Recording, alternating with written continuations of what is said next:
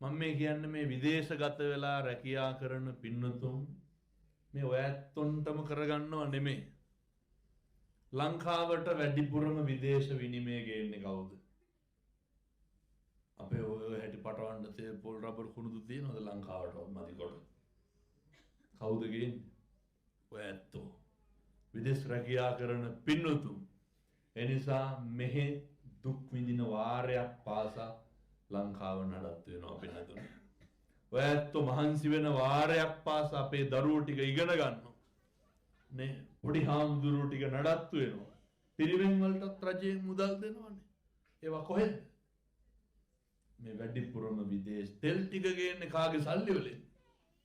ඔය ඇත්තොන්ගේ සල්ලි වලින්. ඒ නිසා ඔය කරන්නේ පුදුම විදිහේ සේවාවක්. පුදුම විදිහේ කැපකිරීමක්. ඒ නිසා හදවතින් මගේ කරනවා ශ්‍රී ලංකාව වෙනුවෙන් ලංකාදීපේ වෙනුවෙන් නේ මොකක් හරි පීඩාවක් ස්වභාවික උදුරක් වුණත් අපේ විදේශගත පින්නතුන් හරි ඉක්මනින් ඒවට මැදිහත් වෙනවා. ලංකාවේ කොහේරි දුප්පත් පවුලක ෆොටෝ එකක් දැක්කත් නේ කීයක් හරි දාන්නේ කවුද? මේ විදේශගත වෙලා ඉන්න පින්නතුන්.